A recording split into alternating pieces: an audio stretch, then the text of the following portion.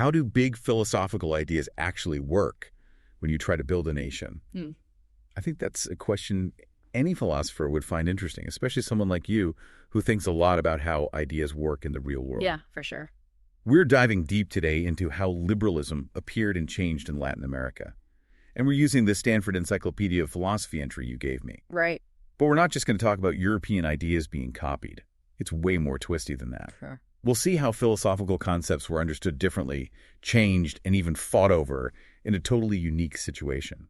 It's a real example of philosophy in action. Yeah, I mean, that's what's really cool for a philosopher, seeing how these abstract liberal ideas bumped up against the reality of making new countries. Exactly. So in this deep dive, we want to pull out the most philosophically important parts of 19th century Latin American liberalism. Where'd it come from? How'd it change? What got in its way? And what are scholars still arguing about? We're not going for simple answers here. We want to get that complicated picture of how ideas spread and changed. Okay, so let's start at the beginning. The source says Spanish liberalism was a huge influence, especially the Cadiz Constitution of 1812. You can see the French Revolution in it. Popular sovereignty, equal rights for citizens, individuals getting represented, freedom of thought and press, and splitting up government powers. Even from the start, it's like they're trying to put universal ideas into a very specific time and place. That's going to be a big theme in Latin American liberalism. Yeah, totally. And for you as a philosopher, it's important that the word liberal itself got its political meaning from the Cadiz courts.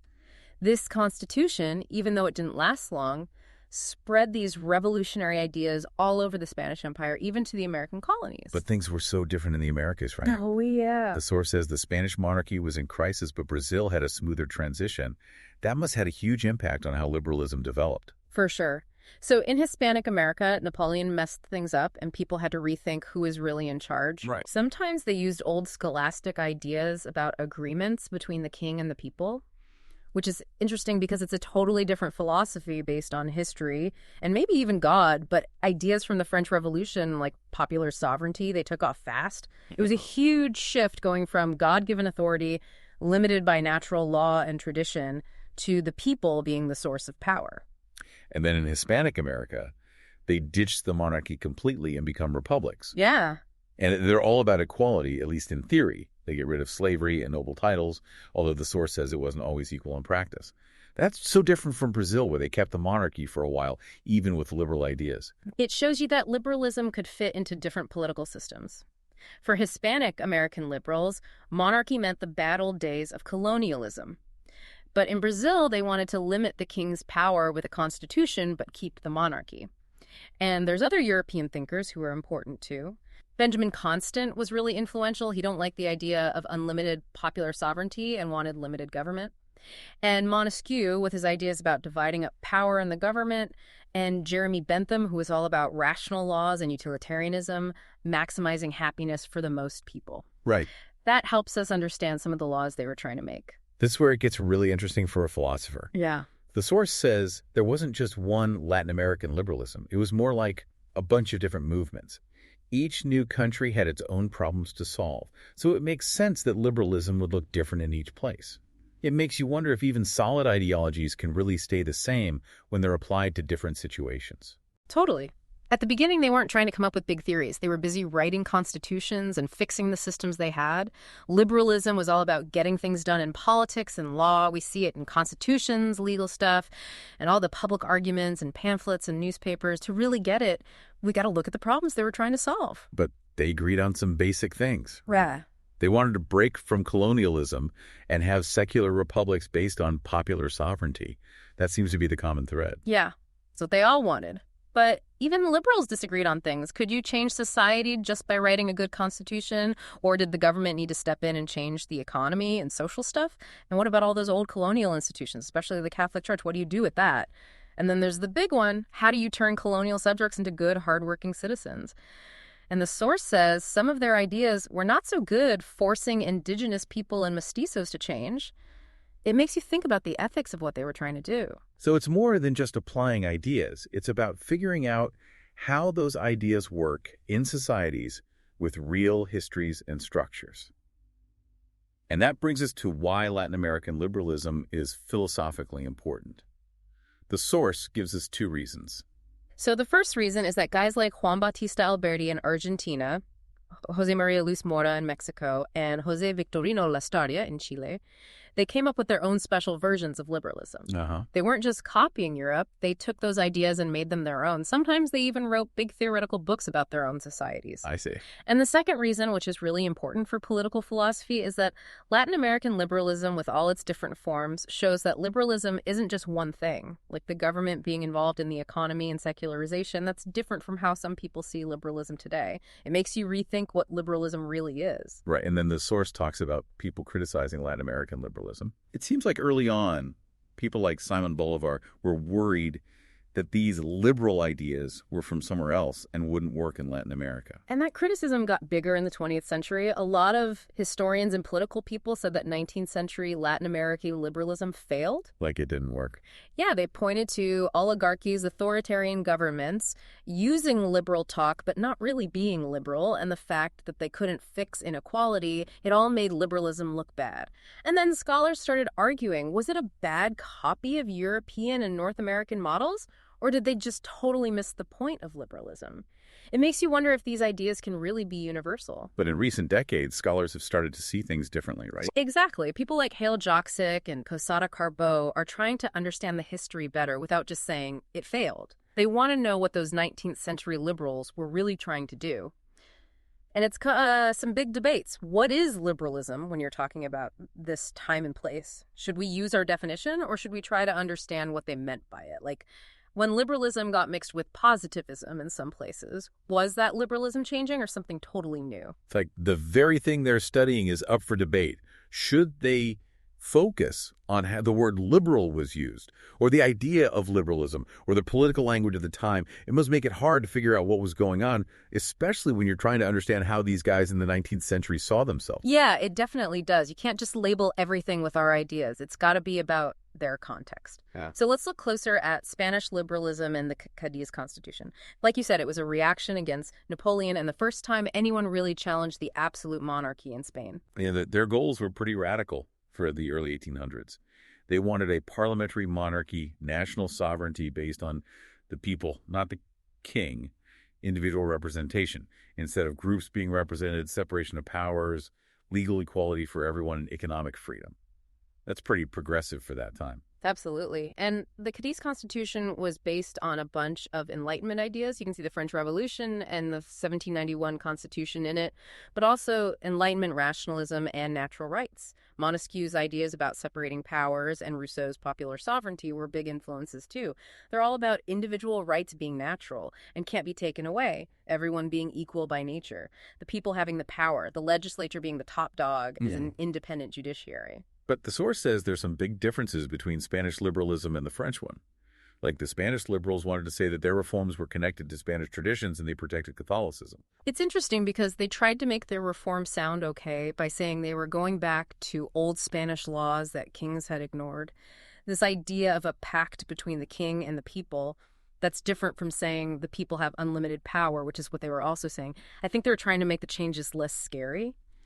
And keeping Catholicism as the official religion, even though they took away some power from the church, shows how important Spanish scholastic thought still was.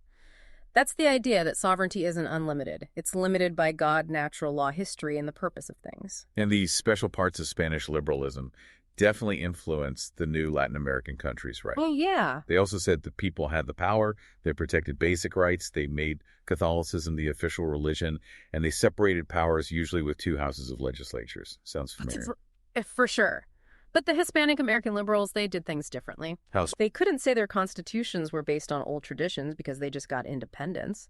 For them, it was about building something totally new. They were the party of progress, leaving the bad old days behind. And maybe even more important for a philosopher, they were way more into equality. They didn't want a king at all. They got rid of slavery and noble titles earlier, even though voting was still limited. They thought monarchy was just like the bad old colonialism. And it's interesting to see how Brazil fits in. Yeah. Hispanic American liberalism was all about rejecting Spain. But in Brazil, they were more focused on fighting against the king having too much power. They didn't want to get rid of the king entirely, just put limits on him with a parliament. Yeah. They wanted economic freedom and a system where power was spread out more, but it didn't always work out that way in practice. Right, so even with these basic liberal ideas, we see different versions popping up because of history and politics. Now let's see how Hispanic American liberalism brought people together, at least right after independence.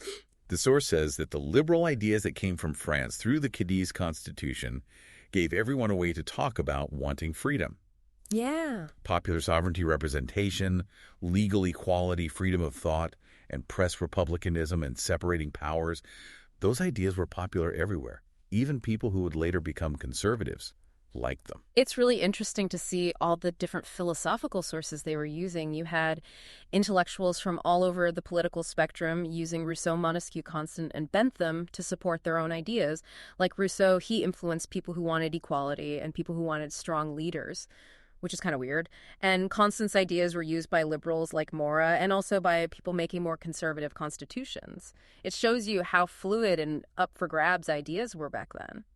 But the source says that maybe early Hispanic American liberalism wasn't really one thing. It might be something that historians made up later. People didn't really call themselves liberal right away. And the word still meant being generous and against tyranny. Yeah, that's important to remember. Back then, liberal as a political term was still being figured out. And it's funny because even though they got a lot of ideas from Spanish liberalism, they didn't want to be too close to it. Really? Why not? They thought that Spanish liberals didn't give the American colonies enough say in the Cadiz Assembly. So they liked the ideas, but they wanted to do their own thing. And that led to them seeing the Spanish colonial past as a bad thing, right? Definitely. Big liberals like Lastaria and Samper thought it was a time of ignorance and being stuck in the past. They wanted to make everything new. Even Bolivar, who wasn't so sure about democracy right away, said in his Jamaica letter that the colonial system was bad. So they were all about rejecting the past. Yeah. But the source says that created a weird situation. How so? They believed in constitutions, but they also didn't think most people were ready to be good citizens in a republic. Right. They thought that colonialism had messed everyone up. People couldn't read, they were used to being told what to do, and they didn't know anything about being involved in government. So most liberals only wanted people with property to vote, just like the doctrinaires in Europe, except for Colombia in 1853 when everyone could vote for a little while. It makes you wonder if you can really have these big ideas about equality when you don't think people are ready for them. So right after independence, they were really optimistic about constitutions. Yeah. They thought if they just wrote the right laws, everything would be great. Freedom for everyone and a good economy. But the source says that by the middle of the century, they weren't so optimistic anymore. Well, yeah, things weren't so easy. There was a lot of political fighting people who didn't like the changes, and the economy wasn't getting better fast enough. So liberals started thinking about what to do. One idea was to change society from the bottom up, with civil society taking the lead. The other idea was for the government to make changes to the economy and society from the top down. Juan Bautista Alberti in Argentina, he was all about the first way. Alberti was a big deal in Argentina. He pretty much wrote their 1853 constitution, which is still around today. Yeah, he's super important. The source says he wanted a possible republic first, and then a true democracy. He thought that society needed to change before everyone could have all the rights. And he's famous for saying to govern is to populate, because he thought immigrants from Northern Europe would bring good habits, like being organized, disciplined, and hardworking. And Alberti's ideas came from a specific place philosophically. He liked the German historical school of law. They didn't believe in natural law or that you could just change society with laws. Alberti thought you had to build on what was already there. He said South America wasn't civilized enough for full democracy yet, so he wanted a republic but with a strong leader. He even said that sometimes you need kings with the name of president, which is what Bolivar said too. And he wanted a balance between federalism and centralism that would work for Argentina. And for Alberti, education wasn't just about schools like Sarmiento thought. He wanted to change culture through business industry, and especially European immigrants. He even said, whatever is not European in America is barbaric, which is pretty controversial. And he was all about economic liberalism, free trade, and industry would bring progress and attract immigrants. He liked religious toleration because it would attract Europeans, but he also kept Catholicism as the official religion because the church wasn't that powerful in Argentina.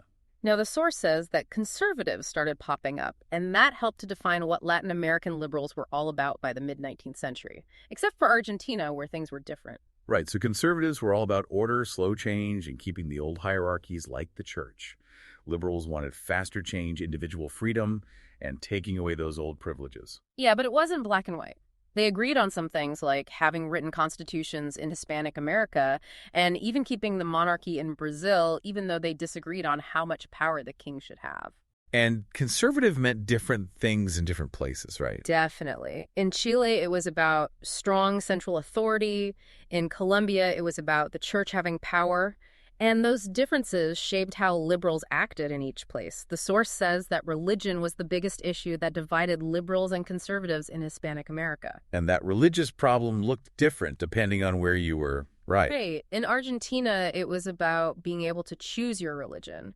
But in places like Mexico and Colombia, the church was super rich and powerful, and that was a problem for the state. So the church fought against the liberals. Big time. They didn't want equal rights for everyone, freedom of thought, and press changes to the economy, a republic, or even losing their official status. It's interesting because unlike in Europe, there weren't many liberal Catholics who were trying to find a middle ground. So liberals became anti-clerical, which means they wanted to limit the church's power. How'd they do that? They took away special rights for the clergy. They kicked the church out of schools. They made the government keep track of births, marriages, and deaths. They allowed divorce. They made public institutions secular, and sometimes they even took the church's property. Some liberals even wanted to completely separate church and state so the government wouldn't be involved in religion at all. But conservatives, they defended the church. They thought it was important for people's souls, but also for keeping society stable, like Portales in Chile and Alemán in Mexico. And that brings us to Jose Maria Luis Mora in Mexico and his fight against the church. The source says that Mexico had the worst fights between liberals and conservatives about religion. It all led to the reform laws in the middle of the 19th century. Mora is a really interesting guy. He was a historian, a politician, a lawmaker, and even a priest before he became this super liberal who hated how much power the church had. He was influenced by the Cadiz Constitution, Montesquieu, and all the crazy politics happening around him.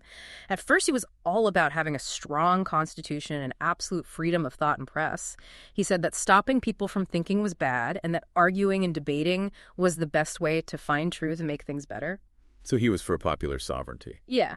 But he thought there should be limits. People's individual rights were the limits, and he agreed with Montesquieu that too much power in one place is dangerous. Makes sense. He wanted property owners to vote because he thought they were more responsible, but he also wanted to educate the poor so they could be better citizens. But he was different from French liberals in a couple of ways. Like what? He didn't want a king at all, and he believed in natural rights and the social contract. And he didn't like Constant's idea of a conservative power in the government. And his beef with the church was that he thought it was a threat to the republic and the rule of law. He thought it was selfish and only cared about itself, and that it was getting in the way of Mexico being a real nation. He didn't like that the church didn't want to follow the law and that it fought against freedom of religion, thought, and press because it wanted to control people's minds. He even said that the church was slowing down education, colonization, and economic progress. And because the church was so rich in Mexico, he thought they should take its property and use it for something else. No. But the source says that even though he didn't like the church's power, he wasn't against religion itself. Right. He thought religion was fine for individuals, but it shouldn't be involved in politics. He wanted a separation between religious ideas and political ideas. He just wanted the government to be more powerful than the church. It's interesting to compare him to Alberti in Argentina, who didn't think the government should be so involved. So different liberals had different ideas about how to deal with the church. Totally, and it all depended on the situation in each country.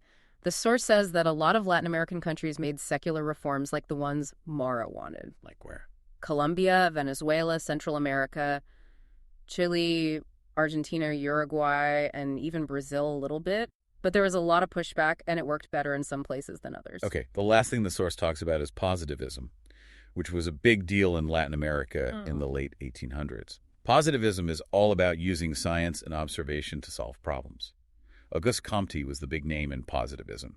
It seems like it had a big impact on liberalism. It's really interesting how liberalism and positivism got mixed up in some places. After so much political chaos, Comte's idea of using science to make society better and more stable was really popular in Latin America. Some liberals, like Lestaria in Chile, tried to make positivism work with individual freedom. But others, like Sierra in Mexico, thought order was more important than individual freedom. Positivism really changed higher education.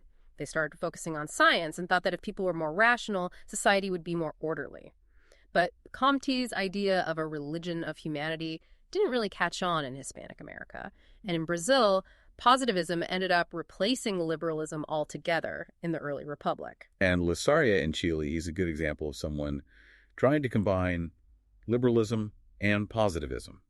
Even though positivism was all about social laws and order, he still thought individual freedom was important. He's an interesting guy. He liked Comte's idea that we should use observation and science to understand society. But he also thought moral liberty was important, which means that everyone should be able to develop all their abilities. I see. He thought society went through 3 stages just like Comte. Theological, metaphysical, which he didn't like because he thought it could lead to anarchy, and positive, which for him was the same as liberalism. He called it simicratia, which means self-government, like in the United States. And he was big on individual rights, personal freedom, freedom of thought and religion, the right to work and own property, freedom of association, equality under the law, and especially freedom of religion. He wanted the church and state to be separate and for the government to not take sides in religion, which is just like the U.S. So even though he was a positivist, he was still an individualist. Yeah, he was different from a lot of positivist liberals who thought society was like a big organism with rules that you can't change. They ended up supporting authoritarian governments because they thought that was the only way to get order and progress, like the conservative liberals in Mexico and the positivists who took over in Brazil. Okay, so by the early 1900s, liberalism wasn't so popular anymore. Yeah, a lot of people were starting to criticize it. Well, social movements were getting bigger and they wanted more democracy. And they were saying that liberalism hadn't fixed inequality. And people were saying that it was just a foreign idea that didn't belong in Latin America. Although some people like Reyes Hirals in Mexico disagreed. And then you had all these new ideologies coming up like corporatism, socialism, Marxism, and different indigenous peasant and populist movements. But like we said, scholars today are trying to understand liberalism in a more complicated way. They don't just want to say it failed. They want to understand what those 19th century liberals were really trying to do. Right. And that's caused some big disagreements about how to study this period. Totally. Some people say you have to define what liberalism is before you can study it. Others say you should just look at how people used the word and what they thought it meant. Makes sense. And they're even arguing about what they should be studying. Should they look at how the word liberal was used or the idea of liberalism or the political language of the time? It's hard to know what to focus on, especially when you're trying to understand how people back then saw themselves. So what are the big takeaways from all this for someone who's into philosophy? Well, it's a really good example of how ideas from Europe got mixed up with the reality of Latin America. The meaning of liberalism changed all the time, depending on the situation. And the relationship between liberalism, religion, and the government was super complicated and different everywhere you looked. Liberalism wasn't just one thing. It changed and adapted as these countries tried to figure out how to be countries. And even now, scholars are still trying to figure out what it all means. It's a really interesting story. And it makes you think about how philosophical ideas work in the real world. It's like liberalism was a foreign plant that changed when it was put into new soil. Exactly, and it makes you ask some big questions. Are philosophical ideas really universal, or do they always change depending on where they are? And when we see how many different and sometimes contradictory things were called liberalism in Latin America, does that mean that our own ideas about political labels might be too simple? Those are some really thought-provoking questions. And if you want to learn more about all this, the source has a big bibliography with writings from Alberti Mora and Lassaria. Definitely worth checking out. Reading their own words is the best way to understand what happened.